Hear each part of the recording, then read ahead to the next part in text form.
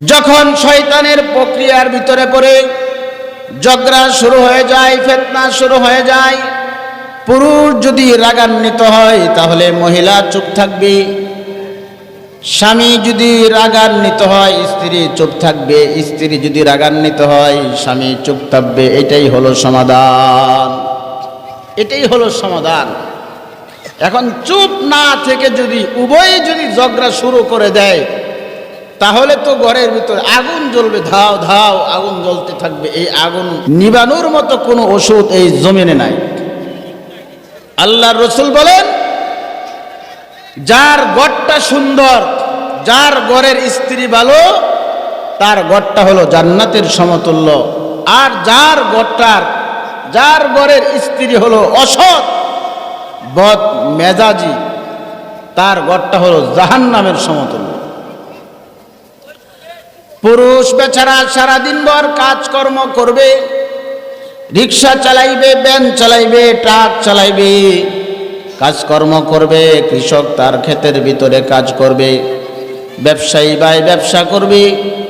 সারাদিন কাজ শেষ করার পরে যখন ঘরের ভিতরে পুরুষ ঢুকবে, সর্বপ্রথম কাজ হলো, পুরুষের দায়িত্ব হলো ঘরে ঢোকার সময় সালাম দিয়া ঘরে ঢোকা, সালাম দিয়া ঘরে ঢোকা। পুরুষ ঢুকবে ঘরের ভিতরে, সে ঢুকবে সালাম দিয়া, অর্থাৎ তোমার উপরে শান্তি বর্ষিত হোক। এবার স্ত্রীরও কিছু দায়িত্ব হলো, স্বামী যখন বাহির থেকে আসলো তার কাছে গিয়া বসে তাকে একটু আদর বিনিময় করা। এখন আমাদের অবস্থা হলো, আদর বিনিময় করবে তো দূরের কথা, স্বামী বেচারা ঘরে ঢোকার সাথে সাথেই বলা শুরু, হ্যাঁ তুমি সারাদিন কইছিলা। অথচ বেচারা কিন্তু সারাদিন কাজ করতে করতে বেচারা জান শেষ। সারাদিন তুমি কোথায় ছিল, আমার এটা নাই ওইটা নাই, তেল নাই, লবণ নাই, পেঁয়াজ নাই, আদা নাই, রসুন নাই, খাল নাই, জিরা নাই। বিসমিল্লাহির রহমানির রহিম। হুন্না লিবাসুল লাকুম ওয়া আনতুম লিবাসুল লাহুন্না।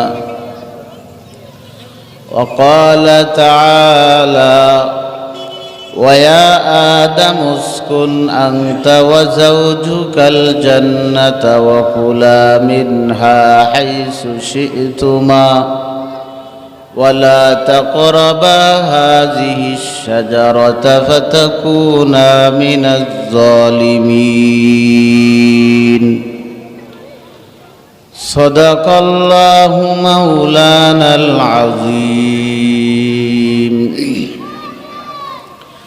وقال تعالى في شان حبيبه إن الله وملائكته يصلون على النبي يا أيها الذين آمنوا صلوا عليه وسلموا تسليما بلغ العلا بكماله كشف الدجى بجماله حسنت جميع خصاله صلوا عليه وآله.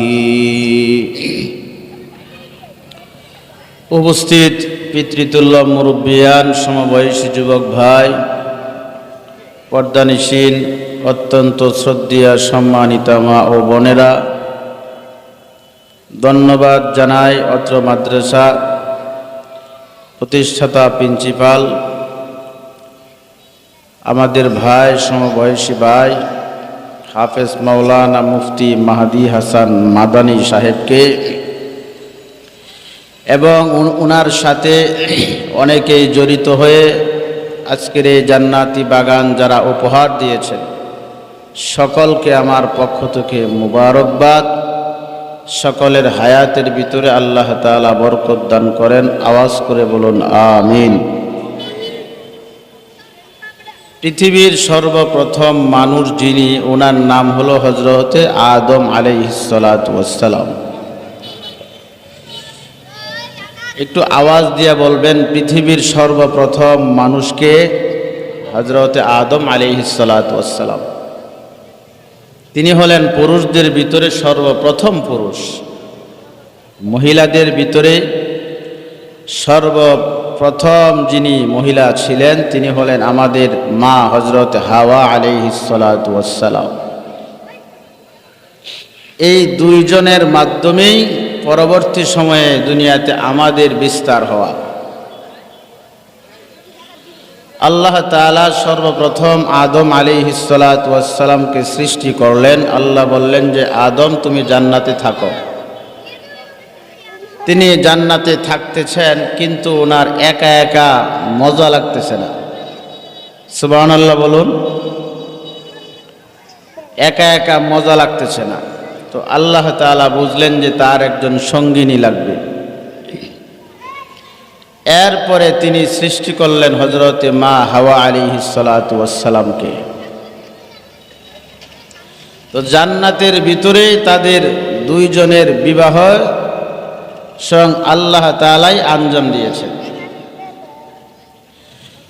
হযরতে আদম আলাইহিস সালাতু ওয়াস সালাম জান্নাতের ভিতরে আছেন, একা একা তিনি থাকতেছেন, মজা লাগতেছে না, ভাল লাগতেছে না। আল্লাহ পাক হযরতে মা হাওয়া আলাইহিস সালাতু ওয়াস সালামকে তিনি সৃষ্টি করলেন।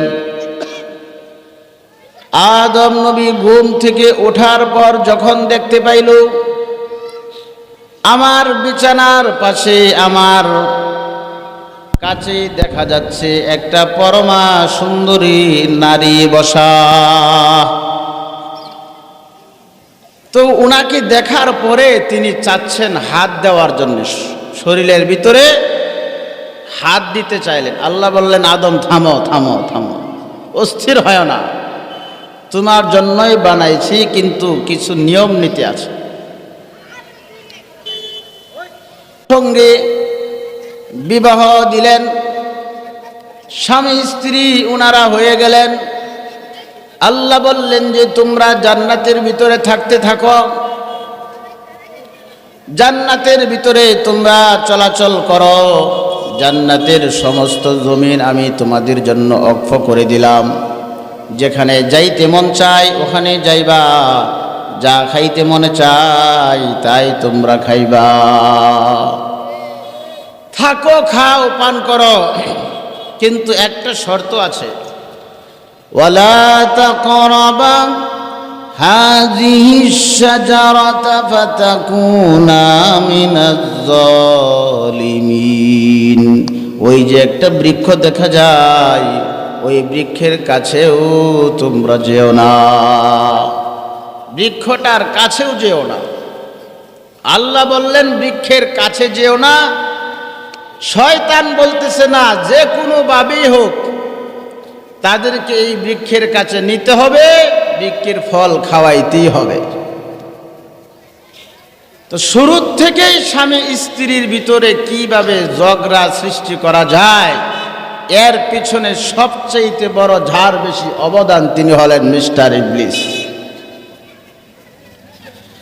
শয়তানরা সারাদিন ভর দুনিয়ার জমিনের ভিতরে তারা মানুষকে গুমরাহ করার জন্য ঘুরতে থাকি, এক একজনকে এক একভাবে ধোঁকা দেয়।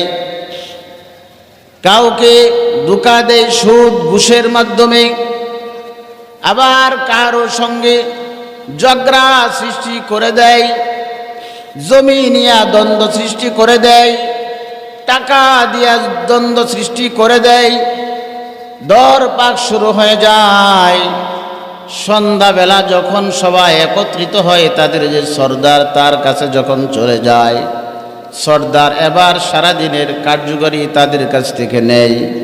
সর্দার এবার জিজ্ঞেস করতেছে কে কি করেছ, এক একজন এক একটা বলতে লাগলো। সর্বশেষ একজন বলল যে লিডার, আমি স্বামী স্ত্রীর ভিতরে ঝগড়া লাগায়া তাদের ভিতরে বিচ্ছেদ ঘটাইছি।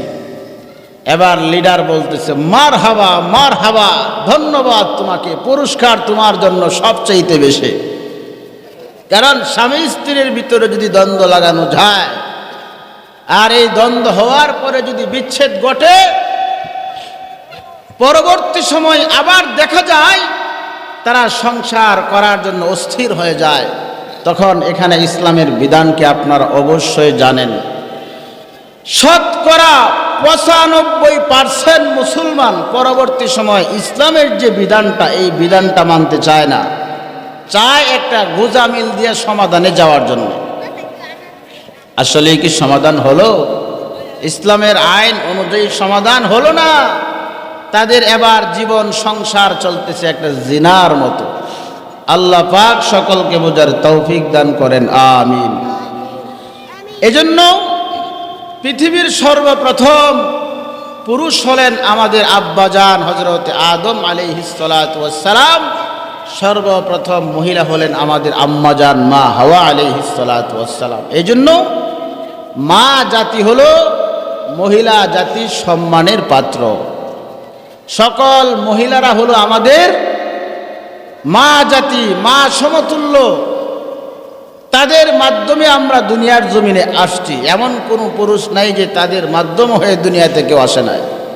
সবার ওই মহিলার মধ্য হয়ে দুনিয়াতে আসতে হয়েছে। এজন্য মা জাতি হলো শ্রদ্ধার পাত্র। আল্লাহ বলতেছেন স্বামী স্ত্রীর সম্পর্কটা তোমাদের কেমন হবে। কোরআন দিয়ে আল্লাহ বলতেছেন, হুন্না লিবাসুল লাকুম ওয়া আনতুম লিবাসুল লাহুম। একে অপরের পোশাক স্বরূপ। অর্থাৎ যেমনভাবে আমরা শীতকালে পোশাক পরিধান করি, আমরা পোশাক পরি না, পোশাকটা কিন্তু একেবারে শরীরের সাথে মিশে থাকে এবং রং বেরঙের পোশাক পরি। যতই পোশাক পরা হয় ততই শরীরের সৌন্দর্য বাড়তে থাকে। সুবহানাল্লাহ। যেমনভাবে একটা পোশাক একেবারে শরীরের সাথে মিশে থাকে, ঠিক সেম ওই রকম ভাবে হলো স্বামী স্ত্রীর সম্পর্ক। একে অপরের সঙ্গে এইভাবে জুড়ে মিলেমিশে তাদের জীবন সংসারটা চালাইতে হবে। যদি এর ব্যতিক্রম হয় তাহলেই কিন্তু গন্ডগোল শুরু হবে। এখন কি করবেন? একজন অপরজনের দুঃখ কষ্ট বুঝতে হবে। যখন শয়তানের প্রক্রিয়ার ভিতরে পড়ে ঝগড়া শুরু হয়ে যায়, ফিতনা শুরু হয়ে যায়, পুরুষ যদি রাগান্বিত হয় তাহলে মহিলা চুপ থাকবে। স্বামী যদি রাগান্বিত হয় স্ত্রী চুপ থাকবে। স্ত্রী যদি রাগান্বিত হয় স্বামী চুপ থাকবে। এটাই হলো সমাধান, এটাই হলো সমাধান। এখন চুপ না থেকে যদি উভয় যদি ঝগড়া শুরু করে দেয় তাহলে তো ঘরের ভিতরে আগুন জ্বলবে, ধাও ধাও আগুন জ্বলতে থাকবে। এই আগুন নিবানোর মতো কোনো ওষুধ এই জমিনে নাই। আল্লাহর রাসূল বলেন, যার ঘরটা সুন্দর, যার ঘরের স্ত্রী ভালো, তার ঘরটা হলো জান্নাতের সমতুল্য। আর যার ঘরের স্ত্রী হলো অসৎ বদ মেজাজি, তার ঘরটা হলো জাহান্নামের সমতুল্য। পুরুষ বেচারা সারাদিন ভর কাজকর্ম করবে, রিক্সা চালাইবে, ভ্যান চালাইবে, ট্রাক চালাইবে, কাজকর্ম করবে। কৃষক তার ক্ষেতের ভিতরে কাজ করবে, ব্যবসায়ী ভাই ব্যবসা করবে। সারাদিন কাজ শেষ করার পরে যখন ঘরের ভিতরে পুরুষ ঢুকবে, সর্বপ্রথম কাজ হলো, পুরুষের দায়িত্ব হলো ঘরে ঢোকার সময় সালাম দিয়া ঘরে ঢোকা। সালাম দিয়া ঘরে ঢোকা। পুরুষ ঢুকবে ঘরের ভিতরে, সে ঢুকবে সালাম দিয়া। অর্থাৎ তোমার উপরে শান্তি বর্ষিত হোক। এবার স্ত্রীরও কিছু দায়িত্ব হলো, স্বামী যখন বাহির থেকে আসলো তার কাছে গিয়া বসে তাকে একটু আদর বিনিময় করা। এখন আমাদের অবস্থা হলো আদর বিনিময় করবে তো দূরের কথা, স্বামী বেচারা ঘরে ঢোকার সাথে সাথেই বলা শুরু, হ্যাঁ তুমি সারাদিন কইছিলা। অথচ বেচারা কিন্তু সারাদিন কাজ করতে করতে বেচারা জান শেষ। সারাদিন তুমি কোথায় ছিলে? আমার এটা নাই ওইটা নাই, তেল নাই, লবণ নাই, পেঁয়াজ নাই, আদা নাই, রসুন নাই, খাল নাই, জিরা নাই। তুমি আমার দায়িত্ব বুঝোই না। এই যে জ্ঞানর জ্ঞানর জ্ঞানর জ্ঞানর জ্ঞানর জ্ঞানর শুরু হয়ে যায়, এরপরে স্বামী বেচারা শরীরে উঠে রাগ, রাগ ওঠারই কথা, কথা কোন ঠিক না বেঠিক? উঠবেই তো, এটা স্বাভাবিক। এজন্য লক্ষ্য করুন, স্বামী যখন ঘরের ভিতরে ঢুকবে, স্ত্রীর তখন কর্তব্য হলো স্বামী বেচারা যখন ঘরের ভিতরে আসবে তার কাছে গিয়া কোনো কিছু আবদার না করা, তার পাশে গিয়া বসা, তার দুঃখ কষ্টগুলোকে বাগাবাগি করা। আহারে সারাদিন বড় তুমি কাজ করলা, তোমার ঠিকমতো খাওয়াও হয় নাই, গোসলও হয় নাই। এইভাবে স্ত্রী যদি স্বামীর দুঃখ কষ্টগুলো বুঝতে থাকে তাহলে অবশ্যই তার ঘরটা একটা জান্নাতের ঘর হয়ে যাবে। কথা কোন ঠিক কিনা? একজন আরেকজনকে সাহায্য করতে হবে। আমার আপনার নবী, বিশ্ব নবী, তিনি যখন ঘরের ভিতরে ঢুকতেন, ঘরের ভিতরে ঢোকার পরে যদি ঘরের রান্না বান্না যদি শেষ না হতো, আল্লাহর হাবিব বিবির সঙ্গে তিনি বসে যেতেন কাজকর্ম করার জন্যে। বিবিরে, দে দে, আমার কাছে কিছু দে, আমিও কিছু কাজ করে দে। আল্লাহর হাবিব নবী হওয়া সত্ত্বেও ঘরের ভিতরে ঢোকার পরে তিনি বিবির সঙ্গে রান্নার কাজে সাহায্য করার জন্য তিনি লেগে যেতেন। সুবহানাল্লাহ বলুন। এই মাপ, এই তক্কা যদি আমাদের ভিতরে থাকে তাহলে অবশ্যই ঘরের বিবিরাও সুন্দর হয়ে যাবে। এখন আমাদের পুরুষদেরও কিন্তু কিছু দোষ আছে। কাজকর্ম করে আসলো, রান্নাটা যদি একটু দেরি হয়, হ্যাঁ তুমি সারাদিন কি করলা, কথা কোন ঠিক না বেঠে? বাহির থেকে আসলো, পিকনিকে গেল, পার্কে গেল, স্বামী বেচারা আসলো রাত 1টার সময়, বিবি বেচারি ঘুমায়া গেছে, ঘরের গেটে ঠুকা দিল। যদি কিনা ঘরের দরজাটা একটু খুলতে বিলম্ব হয় তখনই কিন্তু সে তেলে বেগুনে জ্বলে যায়। অথচ আল্লাহর রসুলের সুন্নত কি, যিনি ঘুমায় গেছেন তাকে তুমি ঘুমাইতে একটু সুযোগ দাও, ঠান্ডা হও, স্বস্তির হও, দরজার সামনে গিয়ে অপেক্ষা করো। এটা হলো আল্লাহ রসুলের সুন্নত। ঠিক আছে তো? ইনশাল্লাহ এটা মানতে হবে, তাহলেই তো আপনার ঘরের সংসার সুন্দর হবে। আর যদি অনেক সময় দেখা যায় আমাদের মেয়েদের এই অভ্যাসটা আছে, মেয়ে যদি একটু সম্পদশালী হয়, স্বামী বেচারার যদি একটু সম্পদ কম থাকে, আহা সর্বনাশ তখন। কথা কোন ঠিক না বেঠে? অথচ লক্ষ্য করুন, মা তুমি লক্ষ্য করো, তোমার মতো একজন মহিলা ছিলেন যিনি হলেন হযরত খাদিজা রাদিয়াল্লাহু তাআলা আনহা। হযরত খাদিজার জীবনের দিকে তুমি লক্ষ্য করো, যিনি ছিলেন মক্কার সবচাইতে ধনী একজন মহিলা। ধনী একজন মহিলা ছিলেন হযরত খাদিজা।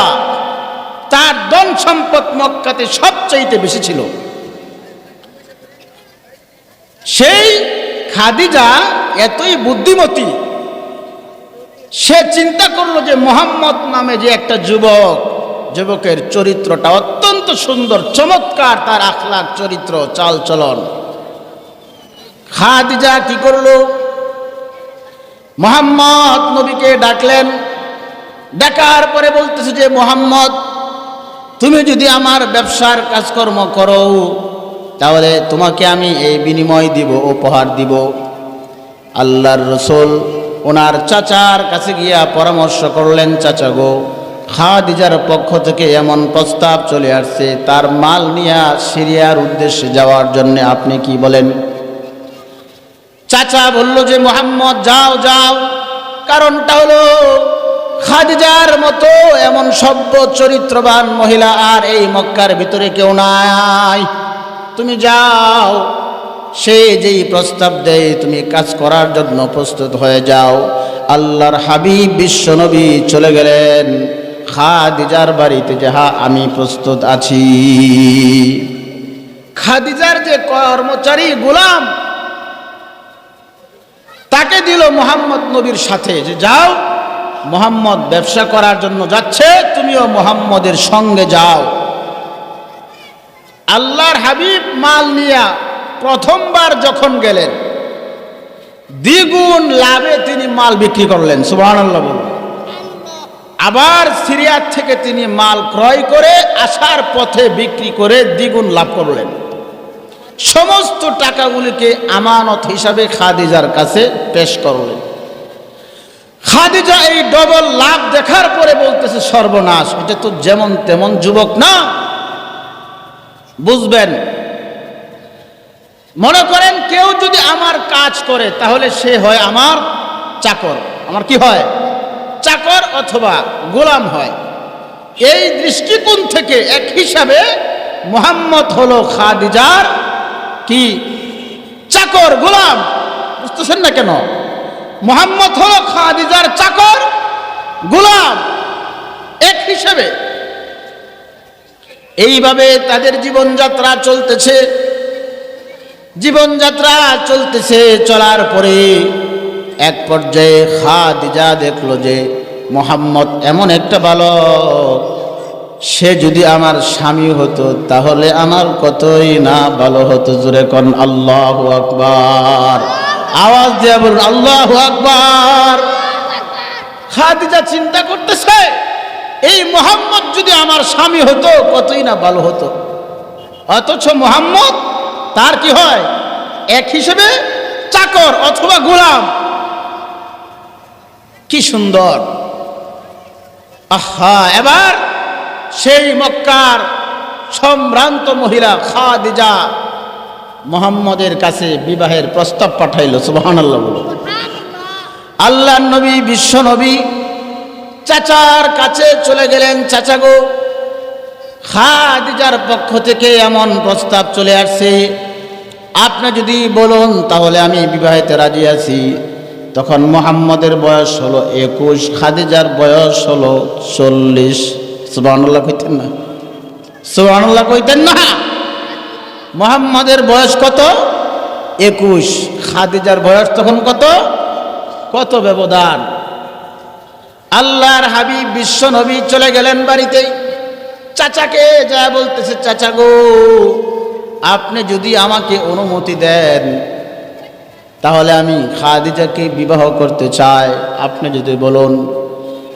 ওনার চাচা আব্দুল মুতালিব বলতেছে, হে মুহাম্মদ, খাদিজাকে যদি তুমি বিবাহ করতে পারো তাহলে তোমার কপাল খুলে দিবে কে? আল্লাহ! আওয়াজ দিয়ে বলুন, কে? আল্লাহ। কারণ হলো খাদিজা হলো মক্কার সবচাইতে সম্ভ্রান্ত একজন মহিলা, সম্পদশালী, সব দিক দিয়ে সে পারফেক্ট। কি বুঝতেছেন?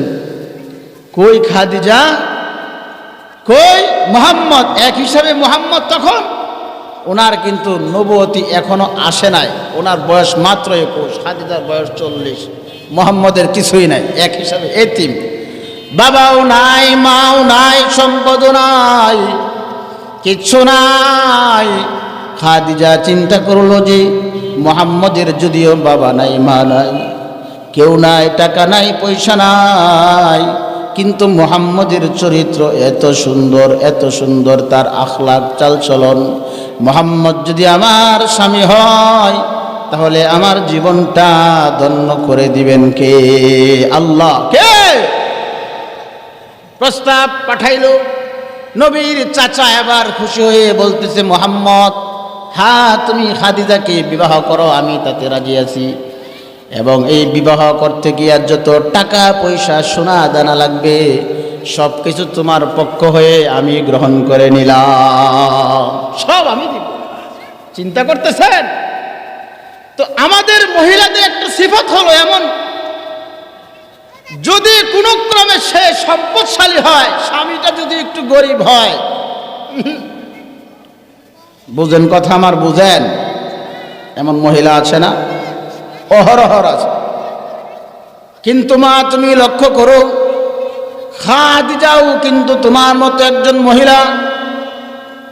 আল্লাহর রাসূল বিশ্বনবী বলেন, আল্লাহর পরে যদি অন্য কাউকে সিজদা করার জন্য বলা হতো তাহলে আল্লাহ বলতেন, স্ত্রীকে বলতেন, তুমি তোমার স্বামীকে সিজদা করো। চিন্তা করছেন কতটুকু উপরে তবকা নিয়ে গেছে? হযরত খাদিজা রাদিয়াল্লাহু তাআলা আনহা, ওনার সম্পদের পাহাড়, সম্পদের কোনো অভাব নাই, টাকা পয়সার কোনো অভাব নাই, সোনা দানার কোনো অভাব নাই। এখানে নিয়ম কি? নিয়ম হলো স্ত্রী যদি বেশি সম্পদশালী হয় তাহলে স্বামীকে কিছুটা দিয়ে সাহায্য করা। বুঝতেছেন কথা আমার? স্ত্রীর যদি সম্পদ বেশি হয় তাহলে কিছু দিবে, স্বামীকে দিয়া সাহায্য করবে। অথবা স্বামীর যদি বেশি সম্পদ হয় তাহলে অবশ্যই তার টাকা পয়সার থেকে স্ত্রীর মন খুশি করার জন্য একটু টাকাটা মাঝে মাঝে বেশি দিবে। এখানে একটা উসুল কি, একটা নিয়ম হলো, স্বামী ওইটাই হলো প্রকৃত স্বামী, যেই স্বামী মাঝে মাঝে স্ত্রীর হাতে তার ব্যক্তিগত খরচ করার জন্য কিছু হাদিয়া দেয়। এটা সুন্নত। মাঝে মাঝে স্ত্রীর অনেক টাকা পয়সা থাকা সত্ত্বেও কিছু খরচপাতি মাঝে মাঝে স্ত্রীর হাতে তুলে দেওয়া, এটা সুন্নত। আল্লাহ রসুল এই কাজটা করেছেন। যদিও স্ত্রীর টাকা পয়সা আছে থাকা সত্ত্বেও স্ত্রীকে মাঝে মাঝে কিছু খরচপাতি হাতে তুলে দেওয়া, যে নাও এটা তুমি খরচ করবা। বিবি সাহেবা যদি মাঝে মাঝে বাবার দেশে যাইতে চায়, যাওয়ার একটু সুযোগ দেওয়া। হ্যাঁ, একটু যদি ঘুরতে চায় পর্দা সহকারে, ঘোরাটাও তো শরীয়তে জায়েজ, জায়েজ না? একটু ঘোরার সুযোগ দেওয়া, তাহলেই তো তার মনের যে দুর্বলতা এটা আস্তে আস্তে কেটে যাবে। এজন্য লক্ষ্য করুন স্বামী স্ত্রীর সম্পর্কটা কেমন হবে। হযরত খাদিজা আর মুহাম্মদ নবীর সম্পর্কটা কেমন, তাদের ভিতরে কেমন প্রেম আর ভালোবাসা, মোহাব্বত। মুহাম্মদ নবীর কিছু নাই, টাকা নাই, পয়সা নাই, মাও নাই, বাবাও নাই। খাদিজার টাকা পয়সার অভাব নাই, সে হলো সবচেয়ে সম্ভ্রান্ত পরিবারের একজন মহিলা, ধনাঢ্য মহিলা। এবার যখন তাদের সঙ্গে বিবাহ হয়ে গেল, বিবাহ হওয়ার পরে কিন্তু পুরুষ হোক আর নারী হোক তাদের ভিতরে একটা বার্ধক্য চলে আসে। বিবাহ হওয়ার পরে পুরুষের ভিতরে কিন্তু একটা বার্থির চলে আসে, মহিলার ভিতরে একটা বার্থির চলে আসে। আল্লাহর হাবিব তখন কি করেন? ইবাদত করার জন্য তিনি হেরা গুহার ভিতরে চলে যান। হেরা গুহার ভিতরে ইবাদত করতে থাকে, আল্লাহকে ডাকতে থাকে। এখন নবীর খাবারের ব্যবস্থা কে করবে? আম্মাজান খাদিজা বাড়ির থেকে খাবার রান্না করে নিয়ে যায় স্বামীর জন্য। সুবহানাল্লাহ। চিন্তা করছেন? ইচ্ছা করলে তিনি একটা গোলাম দিয়ে খাবার পাঠাইতে পারতেন, কিন্তু না না না না, হযরতে খাদিজা তার স্বামীর জন্য নিজের হাতে খাবার রান্না করে সেই খাবারটাকে হাতে নিয়ে তিনি স্বামীর কাছে চলে যায়। কোথায়? হেরা গুহা, জাবালে নূর পাহাড়, সুর পাহাড়। ওখানে হযরত খাদিজা রাদিয়াল্লাহু তাআলা আনহা খাবার নিয়ে চলে যেতেন। গিয়া তিনি ডাক দিতেন না, আদব সহকারে খাবার হাতে নিয়ে তিনি অপেক্ষা করতেন, কারণ ওনার স্বামী ইবাদত করতেছে, আল্লাহর সান্নিধ্যের ভিতরে আছেন। কিছুক্ষণ পরে যখন আল্লাহর রাসূল দেখতে পাইল যে খাদিজা খাবার হাতে নিয়ে অপেক্ষা করিতেছে, আল্লাহর রাসূল তখন বললেন, খাদিজা তুমি আসার পরে কেন আমাকে ডাক দিলা না? জোরে বলুন সুবহানাল্লাহ। তুমি আসার পরে আমাকে কেন তুমি ডাক? ভাই এই বক্সে কি সাউন্ড নাই? এই বক্সে আল্লাহর হাবিব বলতেছেন যে, ও খাদিজা তুমি যখন আসলা, আসার পরে আমাকে তুমি কেন ডাক দিলা না? এতক্ষণ তুমি কেন অপেক্ষা করলা? দেখেন স্বামী স্ত্রীর ভিতরে কি মিল আর সম্পর্ক, মহাব্বত, ভালোবাসা, প্রেম প্রীতি। আহা, আল্লাহর রাসূল যখন ঘরের ভিতরে আসতেন, মাঝে মাঝে ঘরের দরজার নিকটে আসার পরে টোকা দিতেন, হই হুল্লা করতেন না, চিল্লা চিল্লি না করে তিনি ধীরস্থিরভাবে ডাক দিতেন, খাদিজা সজাগ থাকলে ঘুম থেকে ওঠো, দরজাটা খুলে দাও। সুবহানাল্লাহ। এমন প্রেম ছিল তাদের ভিতরে। স্বামী স্ত্রীর সম্পর্কটা যদি এমন না হয় তাহলে এই দীর্ঘ 60-70 বছর একটা সংসার জীবন চলাটা বড় কঠিন। আপনি 5 দিন অথবা 1 সপ্তাহ একটা সফর করতে যাবেন বন্ধু বান্ধবের সাথে, সফর করতে গেলে অনেক সময় দেখা যায় বন্ধু বান্ধব এরপরেও তাদের ভিতরে ঝগড়া শুরু হয়ে যায়। আর যেই স্বামী স্ত্রী 24 ঘন্টা অল টাইম তারা একে অপরের সহযোগী হয়ে থাকবে, এখানে শয়তানের সবচেয়ে বড় মিশনটা হলো কি করে ঝগড়া সৃষ্টি করা যায়। এজন্য খুব চেতন থাকতে হবে। সংসার যারা করতেছেন, সংসারের ভিতরে সংসার ফাটল ধরার জন্য শয়তানের চক্র যেমন রয়েছে, সামাজিকভাবেও এক শ্রেণীর মানুষ রয়েছে। কিভাবে আপনার সংসারের ভিতরে ফাটল সৃষ্টি করা যায়, জোরে কোন ঠিক কিনা? আল্লাহর রসুল বিশ্ব নবী হেরা গুহার ভিতরে তিনি ইবাদত বন্দেগী করতেছেন। ওনার উপরে কোরআন নাজিল হয়েছে। সর্বপ্রথম কোরআনের যে আয়াতগুলো নাজিল হয়েছে সূরা আলাকের প্রথম 5টি আয়াত সর্বপ্রথম বিশ্ব নবীর উপরে নাজিল হয়েছে। ইকরা বিসমি রাব্বিকাল্লাযী খালাক খালাকাল ইনসানা মিন আলাক ইকরা ওয়া রাব্বুকাল আকরাম الذي علم بالقلم علم الإنسان ما لم يعلم। জোরে বলা যাবে কি একবার আল্লাহু আকবার? আওয়াজ দিয়ে বলুন না একবার আল্লাহু আকবার। এই 5খানা আয়াত যখন বিশ্বনবীর উপরে নাজিল হলো, আল্লাহর রসুলের উপরে সর্বপ্রথম আয়াত নাজিল হওয়ার পরে তিনি একটু ঘাবড়িয়ে গেছেন। আয়াতের কিন্তু অনেক লুট। আমরা তো মনে করি যে কোরআন কিসের লুট, কোরআন আবার কিসের লুট? না না না, আল্লাহর রসুলের উপরে যখন কোরআন নাজিল হতো, তিনি যদি ঘোড়ার উপরে থাকতেন তাহলে সেই আয়াতের বারে ঘোড়াটা জমিনের ভিতরে বসে যেত। জোরে কোন সুবহানাল্লাহ। রসুল যদি বসা থাকতেন তাহলে আয়াত নাজিল হওয়ার পরে বিশ্বনবীর শরীর থেকে ঘাম বের হইতে থাকতো। আয়াতের এত লুট, আমরা তো ভাবি কিসের লুট? লুট কোথায় এখানে? আল্লাহর রসুলের উপরে যখন কোরআন নাজিল হয়ে গেল, আল্লাহর হাবিব ঘরের ভিতরে চলে আসছেন। খাদিজাকে বলতেছেন, খাদিজা রে, আমাকে তুমি কম্বল দিয়া জড়ায়া ধরো। জোরে বলুন সুবহানাল্লাহ। কম্বল দিয়া আমাকে তুমি জড়ায়া ধরো। আল্লাহর হাবিব বিশ্ব নবী শরীরের ভিতরে কম্বল দিয়া শুয়া পড়লেন। এবার আল্লাহ তাআলা বিশ্ব নবীকে ডাক দিয়ে বলতেছেন, ইয়া আইয়ুহাল মুজাম্মিল কুমিল লাইলা ইল্লা কলিলা। জোরে বলুন না একবার আল্লাহু আকবার। আল্লাহ তাআলা ডাক দিচ্ছেন, হে কম্বলওয়ালা উঠুন, রাতের বেলা ঘুম থেকে উঠুন, নামাজ পড়ুন কিছু সময়, অথবা তার চেয়ে কম অথবা তার চেয়ে বেশি নামাজ পড়ুন। আল্লাহর রসুল এই আয়াতগুলি যখন ওনার উপরে নাজিল হয়ে গেল, তিনি ঘাবড়িয়ে গেলেন। তখন ওনার সহধর্মিণী হযরত খাদিজা বলতেছেন, স্বামী গো, আপনি ঘাবড়িয়েন না, ঘাবড়িয়েন না। জোরে বলুন না সুবহানাল্লাহ। সান্ত্বনা দিতেছে, সান্ত্বনা। আমাদের স্ত্রীদের বলা কিসের সান্ত্বনা? সান্ত্বনা তারা মনে হয় বুঝে না। কতক্ষণ ঠিক না বেঠিক? আহা, হযরত খাদিজা সান্ত্বনা দিচ্ছেন, স্বামী গো ঠান্ডা হন। আপনি তো মক্কার ভিতরে এমন একটা পুরুষ, সম্ভ্রান্ত পরিবারের মানুষ, আপনি ঘাবড়িয়েন না, ঘাবড়িয়েন না। আপনাকে স্বয়ং হেফাজত করবেন আল্লাহ। জোরে বলুন সুবহানাল্লাহ। খাদিজা স্বামীকে সান্ত্বনা দিতেছে, আপনি ঘাবড়িয়েন না, আমি আছি আপনার সাথে।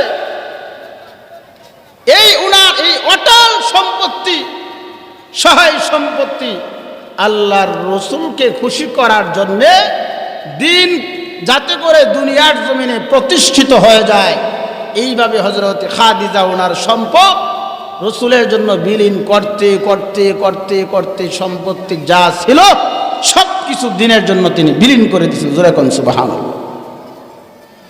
চিন্তা করতেছেন, স্বামী স্ত্রীর সম্পর্কটা এমন হওয়া লাগবে, তা না হলে বড় কঠিন।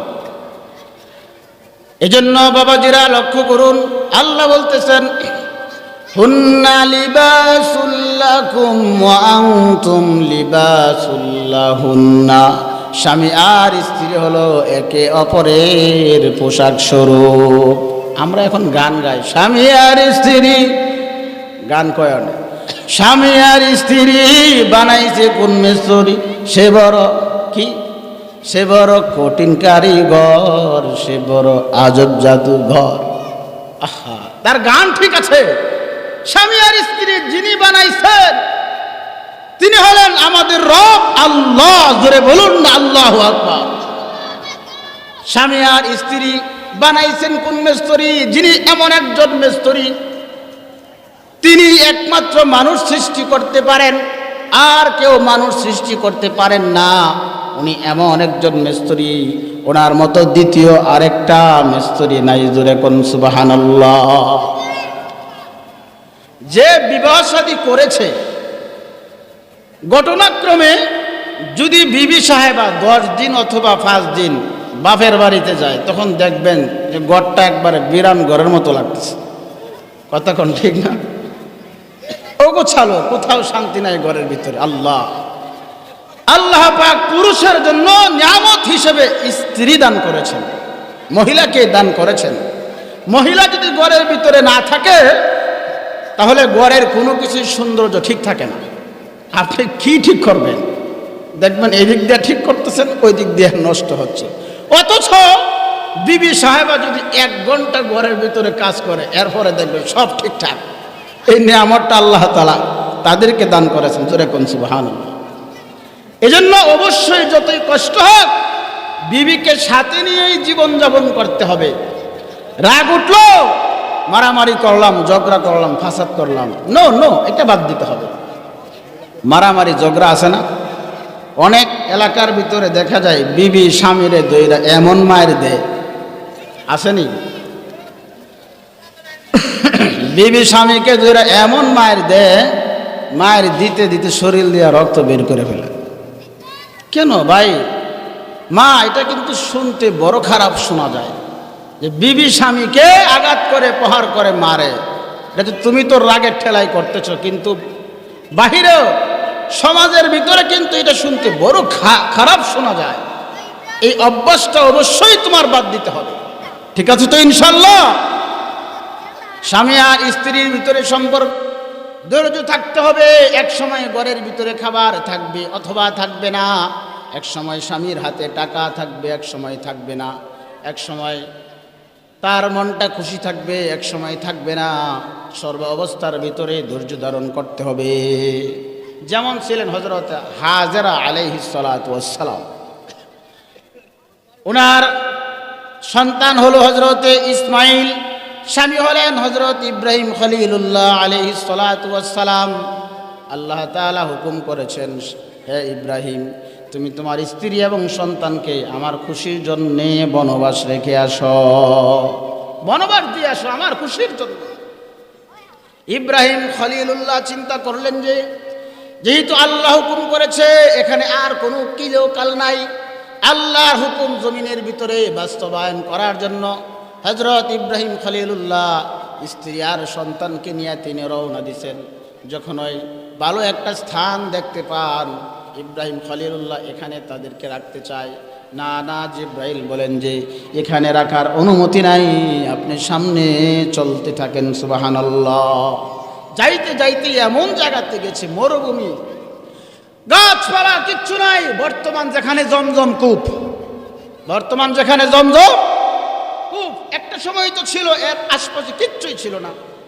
মানুষ নাই, ঘর নাই, বাড়ি নাই, কিচ্ছু নাই, একেবারে বিরান ভূমি, বালু আর বালু, চতুর্দিকে বালু। আল্লাহ হুকুম করেছেন, ইব্রাহিম এখানেই তুমি তোমার স্ত্রী আর সন্তানকে রাখো।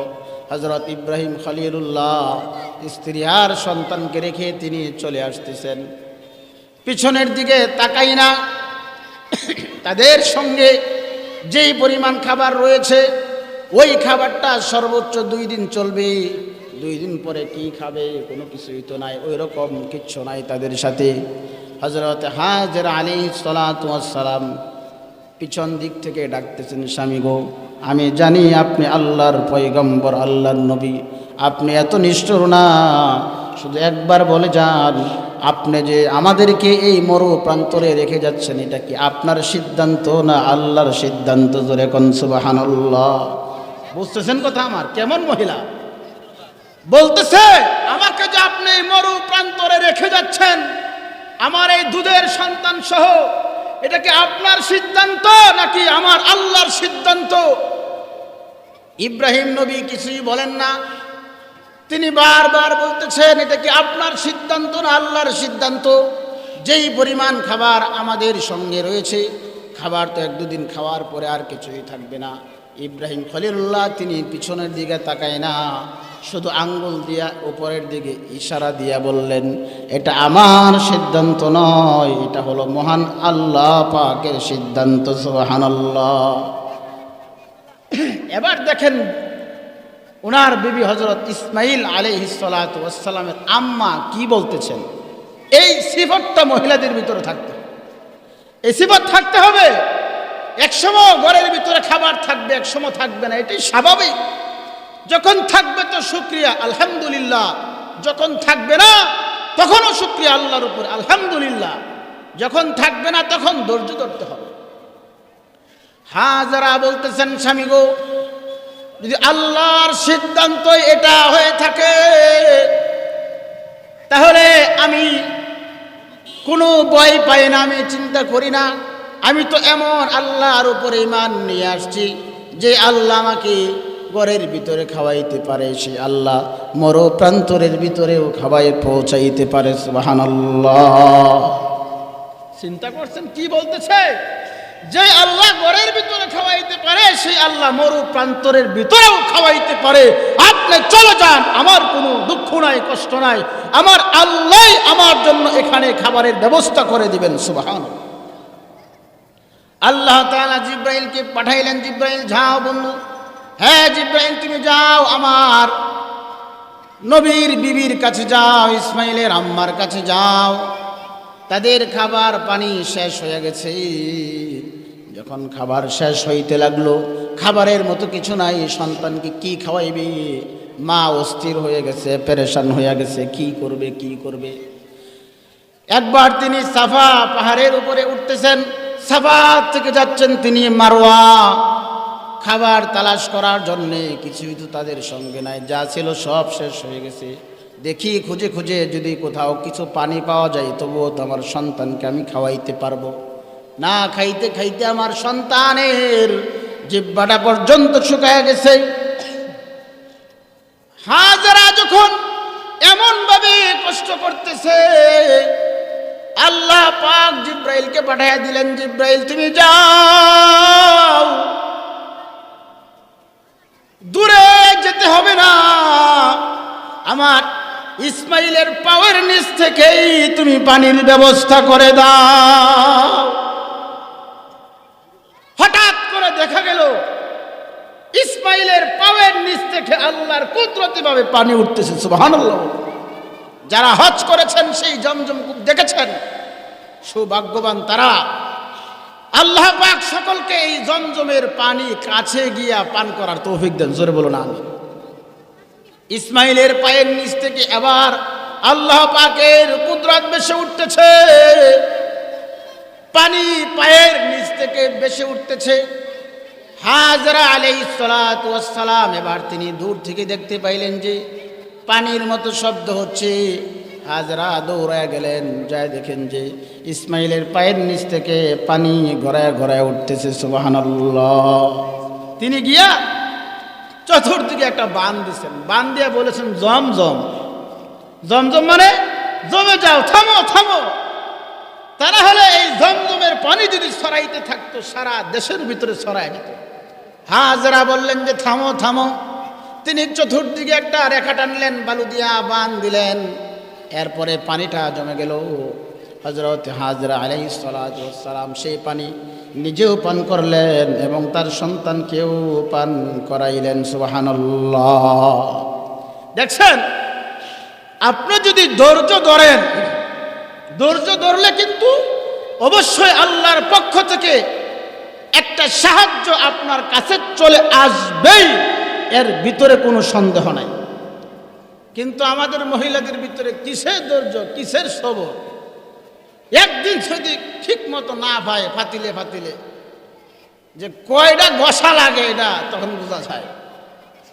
ঝগড়া শুরু হয়ে যায়, ফিতনা শুরু হয়ে যায়। মা, তোমার দুহাত জোর করে বলতেছি, তাদের জীবনী গঠন করো, হযরত ফাতেমার জীবনী গঠন করো, হযরত আয়েশা রাদিয়াল্লাহু তাআলা আনহার জীবনী গঠন করো। হযরত আয়েশা বলতেন, লানা শামসুন ওয়ালিল আফাকি শামসুন ওয়া শামসি খায়রুম মিন শামসিস সামা ফাইন্নাশ শামসা তাতলুউ বা'দা ফাজরিন ওয়া শামসি তাতলুউ বা'দাল ইশা। স্বামীর ব্যাপারে আম্মা জান আয়েশা নবীর ব্যাপারে স্বামীর ব্যাপারে বলতেছে, ও পৃথিবীর মানুষ তোমরা শোনো, তোমাদের একটি সূর্য আছে, আমি আয়েশারও একটি সূর্য আছে। তোমাদের সূর্যটা উদয় হয় প্রতিদিন সকালবেলা, আর আমি আয়েশার সূর্যটা উদয় হয় প্রতিদিন এশার নামাজের পরে আমার ঘরের ভিতরে। সুবহানাল্লাহ। স্বামীর ব্যাপারে কবিতা বানাইছে আম্মা জান আয়েশা। কি প্রেম, ভালোবাসা, মুহাব্বত কবিতা বানাইছে। লক্ষ্য করুন বাবাজিরা, বন্ধুরা আমার, হযরতে মারইয়াম আলাইহিস সালাতু ওয়াস সালাম, উনার আম্মা হান্না, উনার বাবার নাম হলো ইমরান। হযরতে মারইয়াম আলাইহিস সালাতু ওয়াস সালামের আম্মা জান মান্নত করলো, আল্লাহ আমার তো কোনো সন্তান হয় না, যদি আমার সন্তান হয় তাহলে আমার সন্তানটাকে আমি মাদ্রাসায় ভর্তি করে দিব। কোথায় ভর্তি করব? মাদ্রাসায় ভর্তি করব। মারইয়ামের আম্মা হান্না মান্নত করছে আল্লাহর কাছে, আল্লাহ তুমি যদি আমাকে একটা সন্তান দাও তাহলে আমি এই সন্তানটাকে বাইতুল মুকাদ্দাসের খাদেম বানাবো। সুবহানাল্লাহ। কি মান্নতটা করছে, মসজিদের খাদেম বানাবো, মসজিদের খেদমত করবে আমার সন্তান। আজকে তো আমরা মনে করি যে মসজিদ পরিষ্কার করার যে কাজটা, এই কাজটা একেবারে নিকৃষ্ট একটা কাজ, ঠিক না? এটা আমরা অনেক সময় ভাবি, কিসের কাজ? মসজিদের মুয়াজ্জিন সাহেব, খাদেম সাহেব, কিসের খাদেম, কিসের মুয়াজ্জিন, কোনো মূল্যই নাই। অথচ মারইয়ামের মা মান্নত করছে, আমার যদি সন্তান হয় তাকে আমি বাইতুল মুকাদ্দাসের খাদেম বানাবো। সুবহানাল্লাহ। মসজিদের কাজ করা কি সবার ভাগ্যে জুটে? মসজিদের কমিটি হওয়াটাও সবার ভাগ্যে জুটে না। মাদ্রাসার কমিটি হওয়াটাও সবার ভাগ্যে জুটে না। মসজিদে দান করাটাও সবার ভাগ্যে জুটে না। মাদ্রাসায় দান করাটাও সবার ভাগ্যে জুটে না। এমন ওয়াজ মাহফিল গঠন করাটাও সবার ভাগ্যে জুটে না। এক শ্রেণীর মানুষ রয়েছে, কেমন করে এগুলাকে বন্ধ করা যায় নিজের সামান্য একটা স্বার্থের জন্য। কতক্ষণ ঠিক না বেঠে? সমাজে এক শ্রেণীর মানুষ এমন রয়েছে, ব্যক্তিগত সামান্য একটু স্বার্থের জন্য ওয়াজ মাহফিল বন্ধ করে দেয়। বাবাজিরা, বন্ধুরা, লক্ষ্য করুন, এমনভাবে জীবনটাকে গঠন করুন, মসজিদ পরিষ্কার করুন, আল্লাহ আপনার দিলটাকে পরিষ্কার করে দিবেন। মসজিদের বাতি জ্বালান, লাইট জ্বালান, মসজিদের ফ্যানটা আপনি পরিষ্কার করুন। মসজিদ হলো আল্লাহর ঘর। যারা আল্লাহর ঘরে দেখাশোনা করে যাওয়া আসা করে, তারা যেন আল্লাহর জান্নাতের ভিতরেই যাওয়া আসা করতেছে। সুবহানাল্লাহ। বুঝতেছি না আমার টেম্পার কমতেছে নাকি মাইকের সাউন্ড টেম্পার কমতেছে, আল্লাহই জানে। যাক, হ্যাঁ ঠিক আছে। ও মানে এই জায়গাতে কম, এখানে সেটিংটা এমন হওয়া উচিত ছিল, স্টেজের পিছনে একটা মাইক দিলে মনে হয় ভালো হইতো, পিছন দিকে একটা সেটিং দেওয়া উচিত ছিল। আচ্ছা, যাই হোক, এখানে একটা সমাধানে আপনার যেতে হবে। দেখবেন সকল বক্তারা আসার পর এই বোলটা আপনার ধরবে। স্টেজে যদি সাউন্ড না থাকে, কথা বলে আপনি শান্তি পাইবেন না। আমি তো ধরেন বয়ান করে আমি চলে যাচ্ছি, দেখবেন প্রধান বক্তা আসার পরে আপনাকে এখান থেকে আপনাকে উঠাইবে। জি জি জি, আমি হ্যাঁ, এই তো ঠিক আছে, এই তো আসতেছে। আমি যেটা বলতেছিলাম সেটা হলো, এই তো ঠিক আছে।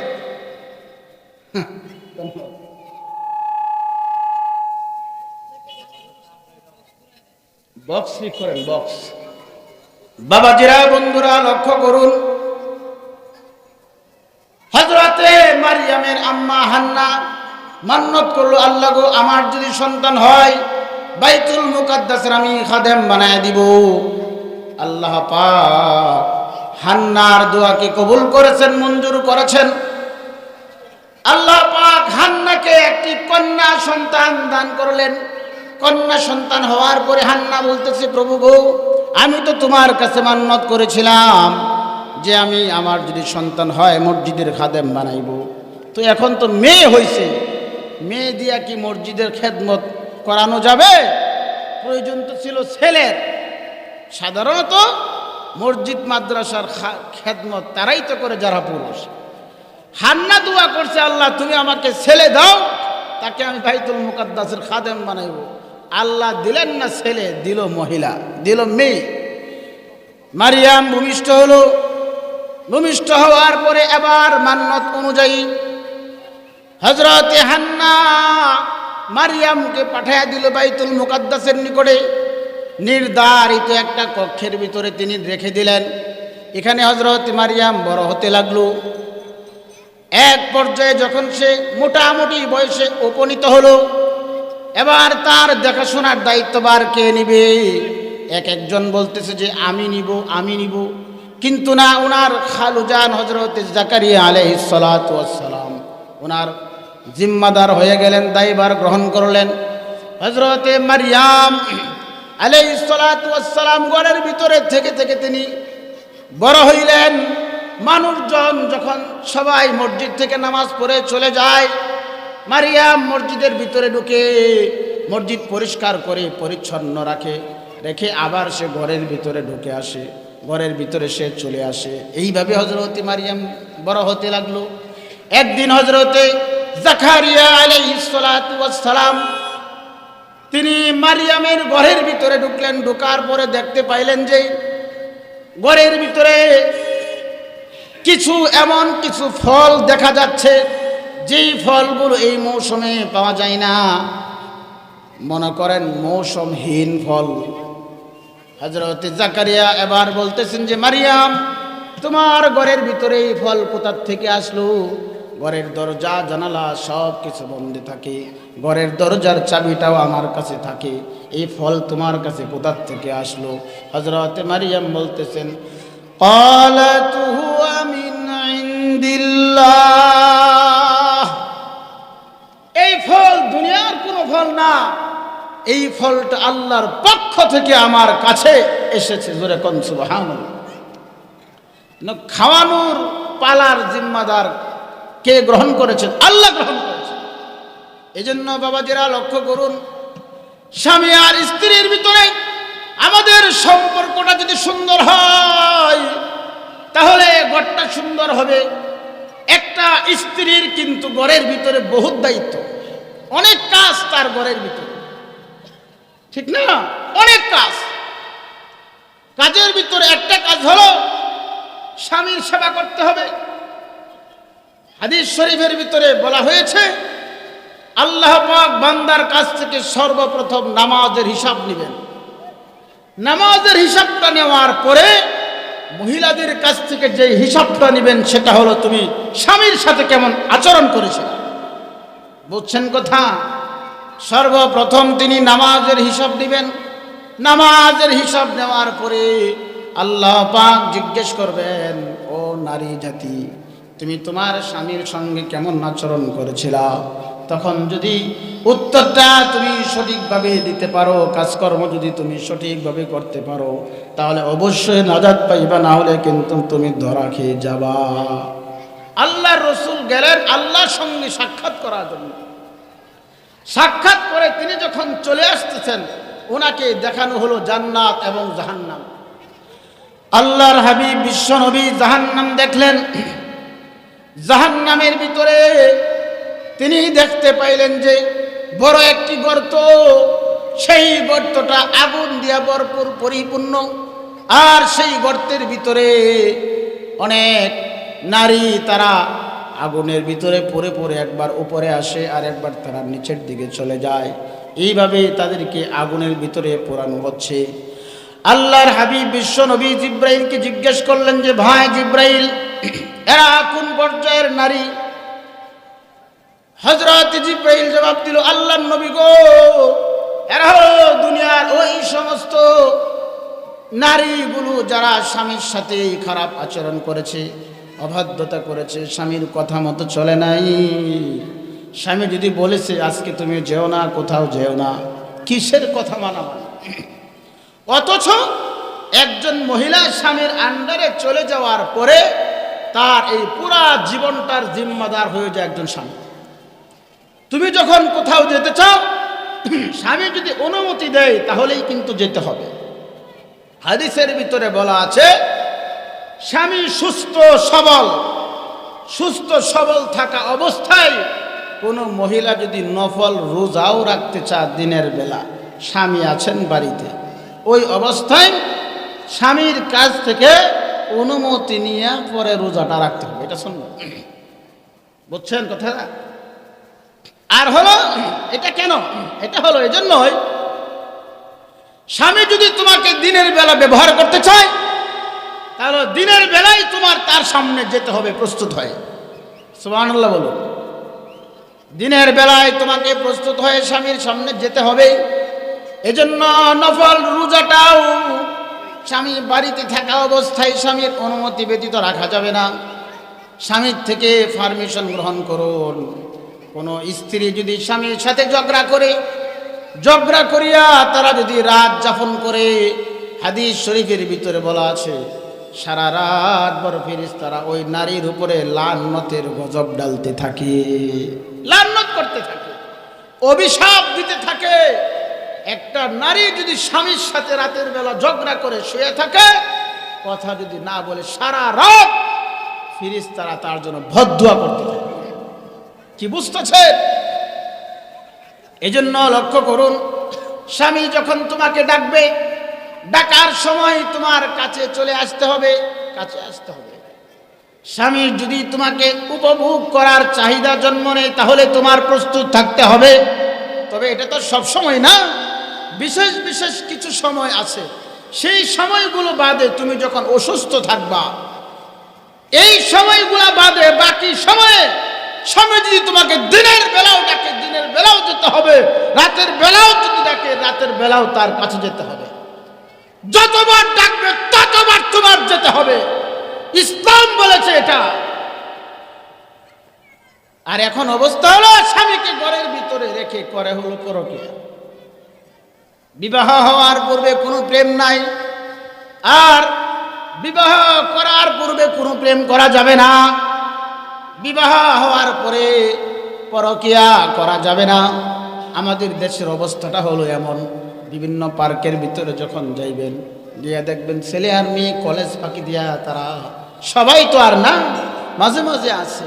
তো এবার এইগুলো যদি পুলিশ প্রশাসনের চোখে পড়ে, তখন প্রশাসন বলে কি এগুলো এনজয়, এগুলো কি এনজয় করুক না, একটু অসুবিধা নাকি। কিন্তু কিছুদিন পরে দেখা যায় ডাস্টবিনের ভিতরে, ময়লার পানির ভিতরে, এই যে আছে না পানির লাইন, ডাস্টবিন পানির লাইনের ভিতরে দেখা যায় টকটকা শিশু বাচ্চা পাওয়া যায়। এই বাচ্চার বাপ মা কে? তখন তো তোমরা বলো যে খুঁজতে থাকো এর বাপ মাকে কে, আর তখন তুমি বুঝলো না। যখন তারা পার্কের ভিতরে মিলামিশা করতেছিল তখন তো তুমি বলেছিলে এনজয়, আর এখন তুমি ডাস্টবিনের ভিতরে বাচ্চা পাওয়াটাই স্বাভাবিক। এনজয় বন্ধ করো, পার্কের ভিতরে যে আড্ডা হয় সেটা বন্ধ করো। এই ডাস্টবিনের ভিতরে, ড্রেনের ভিতরে শিশু বাচ্চাও পাওয়া যাবে না। কথা কোন ঠিক কিনা? গেলই তো 14 ফেব্রুয়ারি, আজকে কয় ফেব্রুয়ারি? 16 ফেব্রুয়ারি। আহা, জানি না কত কিছু হইল। এখন তো জিনাটা এতটা সহজ হয়ে গেছে, অনলাইনে বুকিং দিলে বাড়িতে চলে আসে, কোথাও যেতে হয় না। অনলাইনে বুকিং দিলে আল্লাহ জিনা সম্পর্কে বলতেছেন, ওয়ালা তাকুতুলুনান নাফসাল্লাতী হারামাল্লাহু ইল্লা বিল হাক্কি ওয়ালা ইয়াজনুন ওয়া মান ইয়াফআল যালিকা ইয়ালকা আসামা। ওয়ালা ইয়াজনুন, আল্লাহ বলতেছেন যে তোমরা জিনা করো না। অন্য জায়গাতে আল্লাহ বলেন ওয়ালা তাকরাবুজ জিনা ইন্নাহু কানা ফাহিশা ওয়া সাআ সাবিলা। জিনা করবা তো দূরের কথা, জিনার দ্বারে কাছেও যাওয়া যাবে না। এগুলো আল্লাহ পাকের বিধান। ওয়ালা ইয়াকতুলুনান নাফসাল্লাতী হারামাল্লাহু ইল্লা বিল হক। যাদেরকে হত্যা করা ইসলামে নিষেধ করেছে তাদেরকে অযথা হত্যাও করা যাবে না। বুঝতেছেন কথা আমার? আবার নিজে বাজেও হত্যার শিকার হওয়া যাবে না। হচ্ছে না? বাড়িতে সামান্য ঝগড়া, স্বামী স্ত্রী কি করবে, একটু তো ঝগড়া হতেই পারে। রাতের বেলা অথবা সকালবেলা অথবা অন্য সময় দেখা যায় যে ফ্যানের সাথে কন্যা জোলায় ফাঁসটাঙ্গে শেষ। রাগ করলা, তুমি জীবনটাকে তোমার শেষ করে দিলা, আত্মহত্যা করলা। আল্লাহর রাসূল বলেন, যারা ফাঁসটাঙ্গে দুনিয়ার জমিনে মরবে, কিয়ামতের মাঠে তারা ফাঁসটাঙ্গাইতে টাঙ্গাইতে উঠতে থাকবে। যারা বিষ খায়া মারা যাবে, বিষ পান করে যারা মরবে, যারা আত্মহত্যা করবে, এই মানুষগুলো বিষ পান করতে করতে হাসরের মাঠে উঠতে থাকবে। চিন্তা করতেছেন? এগুলো করা যাবে না। আর আমাদের যুবকদের অবস্থা কি? যার সাথে প্রেম করছিল ভিডিও কলে তখন বলতে থাকে, প্রেমিকাকে বলতে থাকে, তুমি যদি আমার না হও, এই যে দেখো ভিডিও কলে আমি সারা দুনিয়ার মানুষকে দেখাচ্ছি আমি তোমার জন্য আত্মহত্যা বরণ করতেছি। নাউজুবিল্লাহ বলে। এমন ঘটনা মনে হয় নাই? আছে, ঘটতেছে। ভিডিও কলের মাধ্যমে বলতেছে, তুমি যদি আমার না হও তাহলে আমার নিজেকে আমি শেষ করে দিচ্ছি, আর এটার জন্য একমাত্র তুমি দায়ী থাকবে। গোড়ার ডিম, মহিলার তো কিচ্ছু না।